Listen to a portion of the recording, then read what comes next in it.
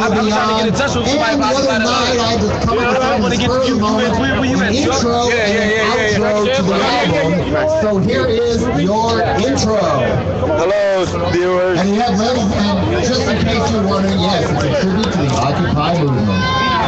Occupy, brought to you by we the people who voted hope for change and got Obama instead. While all over the world the power play is the same. Look at those deficits. Our whole country's broke. All of you out there who need help the most, you'll just have to live with less. Occupy. Okay, we're back. A little bit of a battery issue. We've changed the battery, and we are ready now. Reality check. We know the money ain't gone. It's being stolen. Right? Okay, now don't worry about it. Don't forget our next speaker on stage. We know the money ain't gone. It's just being stolen by the very people who already have so much money, they don't know what to do with it all. What does more damage to this country and this world? Drug addiction, crack addiction, meth, heroin, or wealth addiction? The ones who've already made their first million, they're set for life, but they're like a bunch of crack addicts who must have more. So this is not a fight between the left, the right, the red, the white, let alone donkeys and elephants. It is the top versus the bottom. Class warfare being waged from above on us, pushing the glass ceiling down just like they push down frying bacon on a hot restaurant griddle. Or is it more like us all being in one big trash compactor? Mic check, reality check. We ain't going down on the Titanic with you. We are sick of Bushness as usual, and our government's being run as a criminal enterprise. A slow, ongoing corporate coup that started at least as far back as the 70s, where instead of leaders, we are handed deal makers. Where the Democratic Party despises democracy and keeps Ralph Nader out of the debates, like the British Labour Party openly despises labor. Where the U.S. Supreme Court is now openly corrupt, whereas Matt Taibbi of Rolling Stone put it, the economy's so fucked, the rich are running out of things to steal. Who needs the economy? Who needs the Illuminati when you've got a new organization? This is what we're up against. We can call them the 1%, but behind the scenes, even more than the Bilderberger convention they just had, we are dealing with agents of UPRA.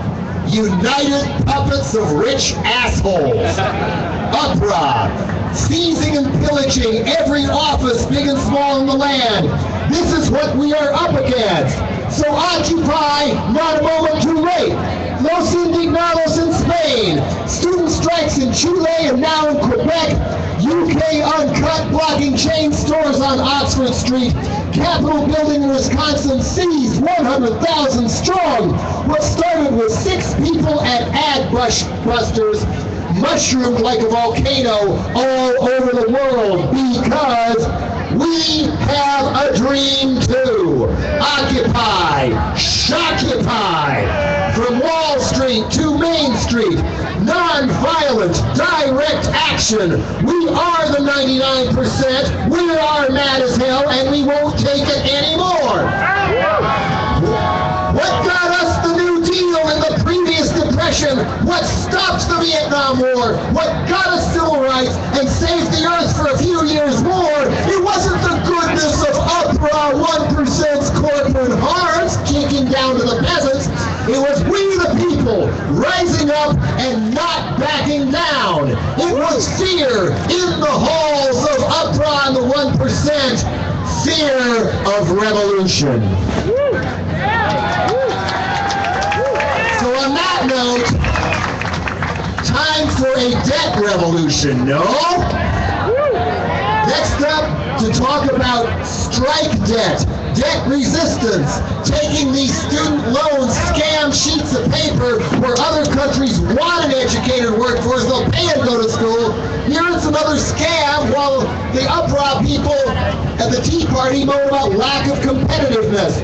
So here is your antidote to speak on debt resistance and strike debt and the invisible army. Are we ready?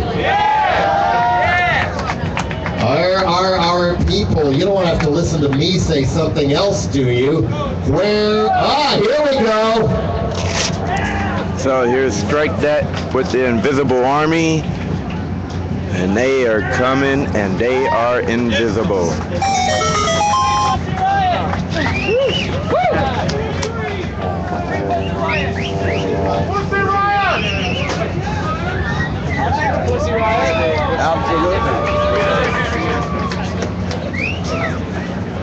We are the invisible army of defaulters. We are the 5 million students in default, the 5 million households in foreclosure. We are everywhere. The liars and thieves on Wall Street claim we owe them money. They humiliate us. They take our homes, our futures, our dignity. Out of fear and isolation, we have remained hidden.